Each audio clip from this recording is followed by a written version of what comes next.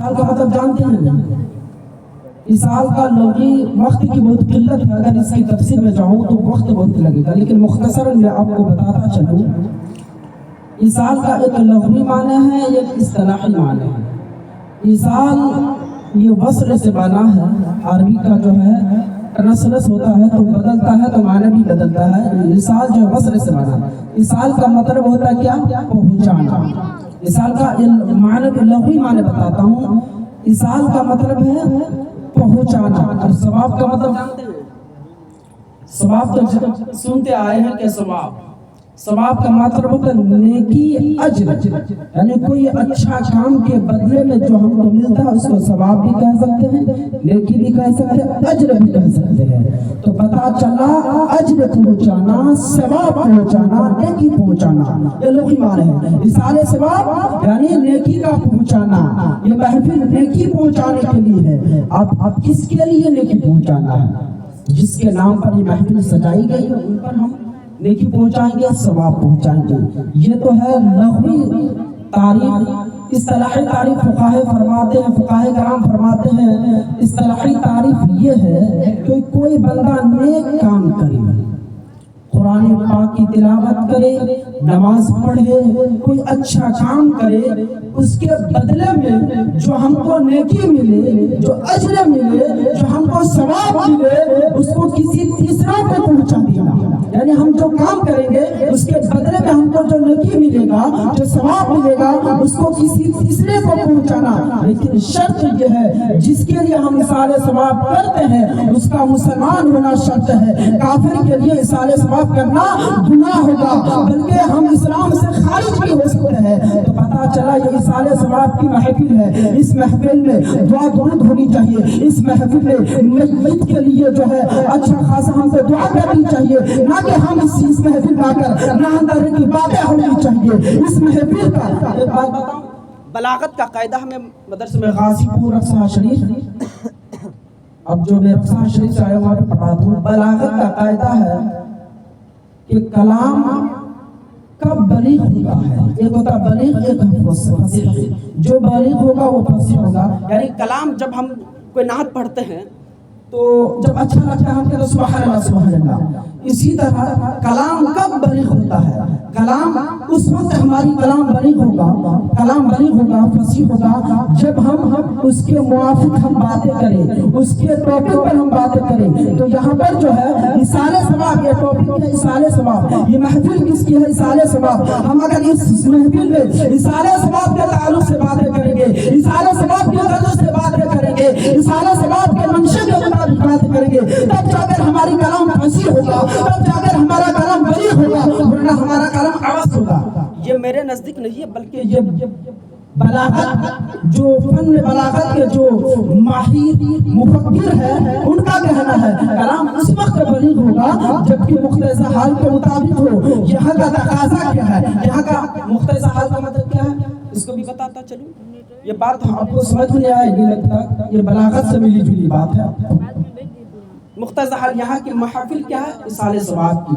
ایک محفل ہوتی ہے شادی کی، ایک محفل ہوتی ہے اصال ثواب کی، ایک محفل میت جس وقت مرتے ہیں اس وقت کی۔ تو تینوں کی حالت الگ الگ ہے۔ شادی کی محفل کیا ہے؟ وہاں پر خوش ہونا ہے، ہم کو وہاں پر خوشی کا ماحول ہے، ہم خوشی میں جھوم جاتے ہیں۔ ہماری بیٹی کی شادی ہے، ہمارا بیٹا کا شادی ہے، ہم اس میں خوش ہو جاتے ہیں۔ لیکن اصال ثواب کی محفل، اس میں ہم کے غم کی سوال ہے، ہمارے آنکھوں سے ایک شخص اجھل چکا ہے، ایک شخص گزر چکا ہے۔ تو یہ محفل ہمارے غم کی محفل ہے۔ اس محفل میں اللہ کی بارگاہ میں گریانی وزاری ہو کر، سجدہ ریز ہو کر ہم اپنی مسجد کے لیے، اپنے مردے کے لیے، اپنی والدین کے لیے، اپنے باپ کے لیے، اپنی ماں کے لیے دعا کرنی چاہیے، نہ کہ ہم کو خوش ہونا چاہیے۔ اس محفل میں ہم کو نہ کہ خوش ہونا چاہیے بلکہ اپنی مردوں کے لیے، اپنے والدین کے لیے دعا ہونی چاہیے۔ ہم کو خوش ہونے کی ضرورت نہیں ہے، کیونکہ محفل الگ ہوتی ہے، الگ الگ جگہ خوشی ہونی چاہیے۔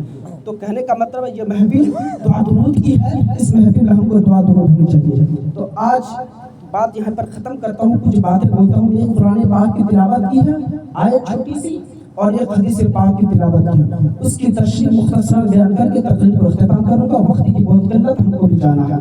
تو حضرات محترم، آج کچھ لوگوں کا کہنا ہے، کچھ بدعقیدوں کا کہنا ہے، پوری دنیا میں وہابیت پھیل رہی ہے، دیوبندیت پھیل رہی ہے، ان کا کہنا ہے کہ فاتحہ کرنا ہم جو اصالِ ثواب کرتے، یہ بھی بتاتا تھا کہ اصالِ ثواب مردوں کے لیے بھی ہم کر سکتے ہیں، زندوں کے لیے بھی کر سکتے ہیں۔ مردوں کے لیے جیسے ہم لوگ سجائیں کرتے ہیں، زندوں کے لیے اس کا ثواب ہم کیسے کریں گے؟ کوئی بیمار ہو جاتے ہیں تو ہم کیا کہتے ہیں؟ بھائی اس کے لیے دعا کر دیجیے، دعا کرنا ہی تو اصالِ ثواب ہے۔ تو ہم جو ہے اصالِ ثواب ہم مردوں کے لیے بھی کر سکتے ہیں، زندوں کے لیے بھی کر سکتے ہیں۔ تو حضرات ہم آپ سمجھ میں آ گئے کہ اصالِ ثواب دو طرح کے، مردوں کے لیے، ایک زندوں کے لیے۔ اور اصالِ ثواب کی بھی دو قسمیں، ایک ہے پھر پھور، ایک ہے استقرار، کنٹینیو۔ اس کو بات نہیں بولوں گا، وہ بہت طویل بات ہو جائے گی، بہت لمبی چوڑی بات ہو جائے گی۔ بات یہ کہنا ہے کہ آج وہابیت پھیل رہی ہے، ان کا کہنا ہے کہ ہم جو اصالِ ثواب کرتے ہیں اس سے مردوں کو فائدہ نہیں ملتا۔ یہ اصالِ ثواب ہم جو ثواب پہنچاتے ہیں، یہ ثواب ہمارے مردوں کو نہیں پہنچتا ہے۔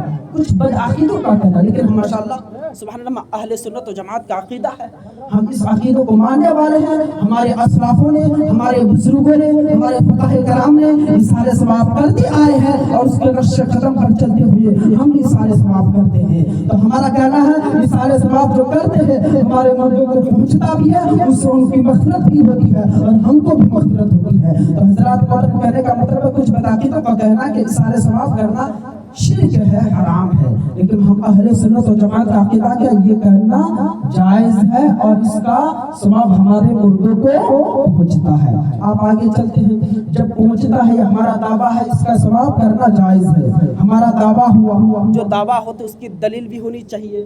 دلیل بھی کوئی اگر کہہ دے کہ مائک میرا ہے تو اس مائک میرا ہے تو اس میں ہم کو دلیل دینا ہے، تمہارا مائک اگر کس سے خریدا، اس کی پرچی کیسی ہے، اس کی پرچی دکھاؤ، اس میں کسی دکان والے کی سگنیچر ہے کہ نہیں۔ اگر ہم جو کہتے ہیں اصالِ ثواب ہمارے مردوں کو پہنچتا ہے، اگر ہم سے دیوبندی وہابی دلیل مانگ رہے، یہ سنیے تم جو اپنے مردوں کے لیے اصالِ ثواب کرتے ہو، تمہارے مردوں کو جو اصالِ ثواب تم کہتے پہنچتا ہے، ذرا دلیل دیجیے۔ دلیل ہم چار طریقے سے دے سکتے ہیں، چار۔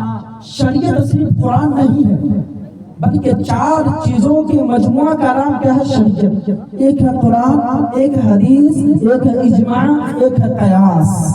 ان چاروں چیزوں کا نام شریعت ہے۔ تو اگر کوئی ہم سے دلیل مانگ لے کہ تم نے جو اپنے مردوں کے لیے اصالِ ثواب کرتے ہو، قرآن سے دلیل دو، حدیث سے دلیل دو، تو دلیل کیا دو گے؟ آج تو ہم لوگ خوب اصالِ ثواب کرتے ہیں، دلیل کیا دو گے؟ تو میں نے ایک آیت کریمہ پڑھی، قل ربی ارحمہما کما ربیانی صغیرا۔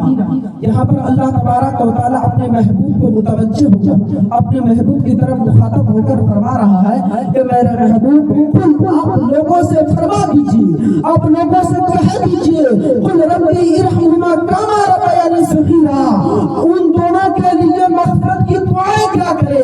یعنی اللہ تبارک و تعالیٰ اپنے حبیب کو مخاطب ہو کر، اپنے حبیب کی طرف متوجہ ہو کر فرما رہا ہے، اے میرے حبیب آپ لوگوں سے کہہ دیجئے، لوگوں کو بتا دیجئے کہ ان دونوں کے لیے دعائیں مغفرت کیا کرے جیسا کہ انہوں نے تمہارے بچپن میں پرورش کی۔ تو حضرات محترم فقہاء کرام فرماتے ہیں ان دونوں سے مراد ماں باپ ہے۔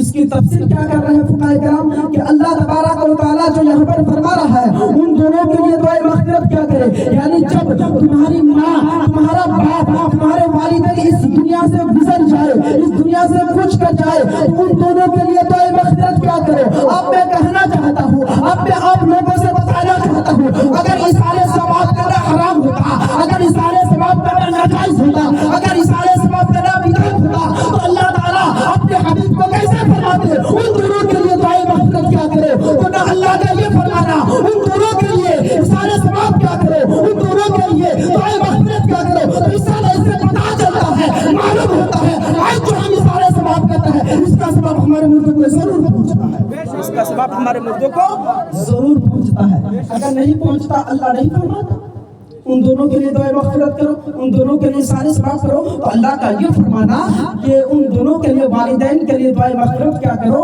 पता चला हमारे जो इसाले सवाब का, इसका सवाब हमारे मुर्दों को पहुंचता है। बात बहुत आ रही है ज़हन पर, सिर्फ हम जो कहते हैं कि इसाले सवाब जो करते हैं इससे हमारे मुर्दों को फायदा होता है, नहीं, इससे हमारे जिंदों को भी फायदा होता है।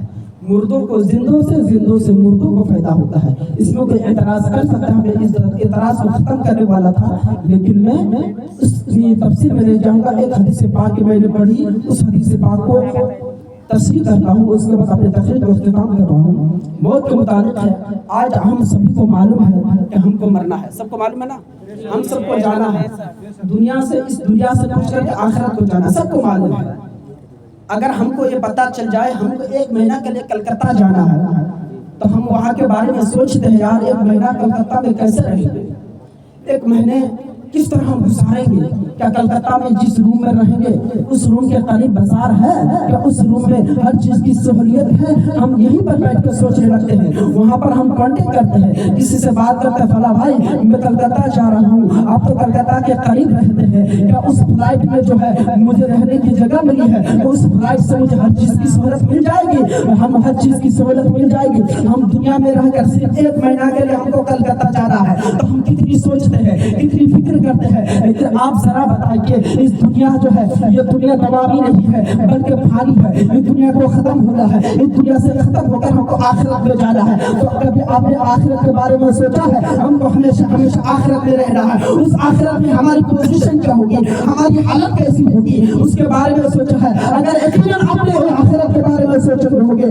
तो 5 वक्त ज़रूर नमाज पढ़ते होंगे, नबी से मोहब्बत करते होंगे, अल्लाह और उसके रसूल की इबादत करते होंगे। हज़रात मोहतरम, जिस तरह हम दुनिया में रहकर किसी दूसरी जगह जाना है तो जितनी फिक्र करते हैं, इतनी फिक्र अगर हम कल आखिरत के लिए कर दे तो इंशाल्लाह हमारी दुनिया भी समझ जाएगी और आखिरत भी समझ जाएगी। तो मैं कहना चाहता हूँ, सहाबाए किराम की बारगाह में चलते हैं, क्या सहाबाए किराम किस तरह जो है, किस तरह आखिरत से डरते थे। हदीस पाक है, अक्सर हाज़िल लज़्ज़ातिल मौत, मेरे आका फरमाते हैं लज्जतों से काटने वाली मौत को कसरत से याद करो। यानी इस हदीस का मतलब ये हुआ, जो शख्स मौत को याद करता है, जो शख्स मौत को जो जिक्र करता है, वो तमाम बुराइयों जो मौत को खत्म कर देता है। हज़रात मोहतरम, हमको दिन ब दिन मौत को याद करते रहना चाहिए, मौत की फिक्र करता रहना चाहिए। मैं हज़रत अली की बारगाह में ले जाना चाहता हूँ कि हज़रत अली जो रसूल पाक सल्लल्लाहु अलैहि वसल्लम के दामाद हैं, जो इमाम हसन इमाम हुसैन के वालिद हैं, जो फातिमा ज़हरा रज़ियल्लाहु ताला अन्हा के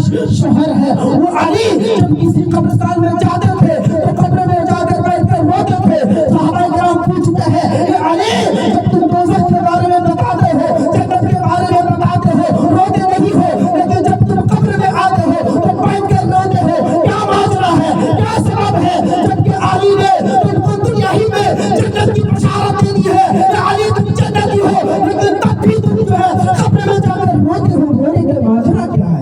अली को नबी ने दुनिया में फरमा दिया था कि तुम जन्नती हो, यानी तुम जन्नती हो, लेकिन तब भी वो आखिर कब्र में जाते तो बैठ कर रोते थे। वो है किस तरह खौफ होता था उसके दिल में, किस तरह अल्लाह उसके रसूल की मोहब्बत थी। कब्र में के बाद जाते थे तो बैठ कर रोया करते थे। वाली जिसको दुनिया में जन्नत की बशारत दे, तो हजरत अली फरमाते हैं तुम लोग सुनना चाहते हो कि मैं कब्र के पास जाकर बैठ कर क्यों रोता हूँ? तो कहते हाँ रसूल हम सुनना चाहते हैं। तो हजरत अली फरमाते हैं सुनो, ये कब्र की जो है मंजिलों में से पहली मंजिल है, यानी ये कब्र आखिरत की सीढ़ी में से पहली सीढ़ी है। अगर इस कब्र में हम पास कामयाब हो जाए, इस कब्र में हमारा रिजल्ट सही आएगा तो कल जो मैदान महशर कायम होगा उसमें हम कामयाब हो जाएंगे, वैसे कोसर में कामयाब हो जाएंगे, पुलसिरात में कामयाब हो जाएंगे। अगर इस कब्र में जो सवालात करते हैं, जो सवालात करते हैं फरिश्ते, उन सवालात में अगर हम नाकाम हो जाएंगे, नाकाम हो जाए तो आखिरत में जितने भी मरहले आएंगे सब नाकाम हो जाएंगे। तो हज़रात मोहतरम कहना चाहता हूँ, वक्त बिल्कुल किल्लत इसलिए जल्दी से जाता हूँ, वो अली जिसको अल्लाह रब्बुल इज्जत के रसूल, जो तमाम अंबिया और रसूल और इंसानों के रसूल है, उन्होंने हजरत अली को फरमाया तुम जन्नती हो, लेकिन तब भी वो जाकर कब्र में बैठ कर रोते थे क्यों? उनसे खौफ खुदा था। मैं कहना चाहता हूँ, अगर हम अपने दिल में खौफ खुदा ڈال دیں، دل میں اللہ کا ڈر پیدا کر دیں، تو دنیا بھی سمجھ جائے گی اور آخرت بھی سمجھ جائے گی۔ اللہ رب العزت کی بارگاہ میں دعا ہے ہم سبھی کو اہدنا صراط المستقیم پر گامزن عطا فرما، اور ہم سبھی کو